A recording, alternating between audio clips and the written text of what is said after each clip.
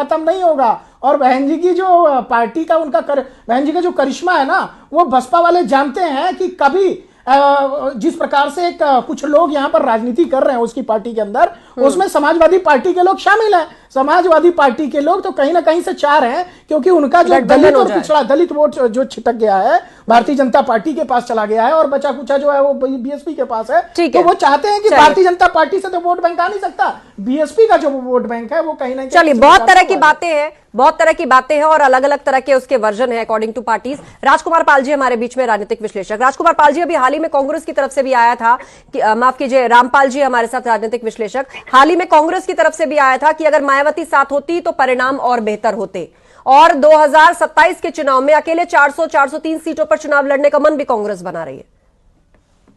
नहीं, आपने सही कहा, लेकिन मैं कहना चाहूंगा, गौतम जी कह रहे थे कि आकाश आनंद को निकाला और परिवारवाद से बचे, ऐसा कुछ नहीं हुआ है। अपने बड़े भाई को सत्ता सौंप दी आकाश से लेकर।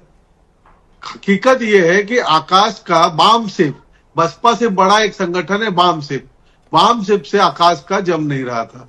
बाम सेप एक बहुत निर्णायक कमेटी है, उनका जैसे बीजेपी में आरएसएस है वैसे एक बाम सेप है, उसमें आकाश को एडजस्ट कर नहीं पा रहे थे। इसके लिए वापस बड़े भाई को दिया है मायावती जी ने, जिनके पहले से गांठ बैठ है, संबंध जमे हुए हैं। बाम सेफ में सब वरिष्ठ लोग हैं, कई आईएएस बड़े बड़े रिटायर्ड लोग भी बाम सेफ में हैं। तो ये मूल बात थी कि बाम सेफ से सेट नहीं हो रहा था।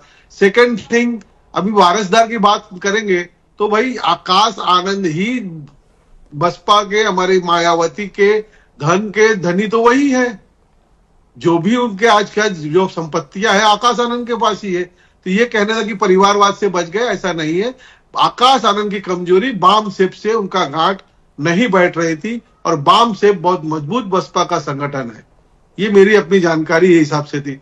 और आपने कहा भी, राहुल गांधी ने कहा था कि बसपा साथ होती तो हम बसपा, अरे भाई राहुल गांधी तो मोक्ष प्राप्त कर चुके हैं कांग्रेस, जिनको ना गंगा से जरूरत है ना महाकुंभ से जरूरत है, एक मोक्ष प्राप्त की पार्टी।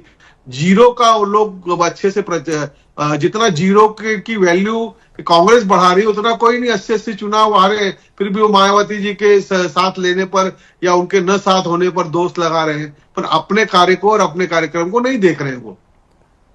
ठीक है, राकेश गौतम जी, उदित राज का बयान कि बीजेपी करण हो गया है मायावती का, और क्योंकि आरएसएस के खिलाफ बयान दिया था इसलिए मायावती नाराज थी। आस्था जी, उदित राज जी को हम नेता नहीं मानते।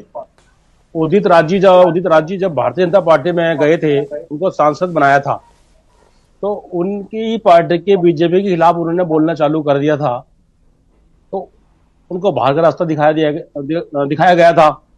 तो उदित राज जी तो राजनीतिक मानना चाहते हैं कि कहीं ना कहीं मेरा मामला सेट हो जाए, मैं कहीं भी जाऊं, तो उनके उल्टे सीधे जो बयान होते हैं मैं उनसे इत्तेफाक रखता हूं।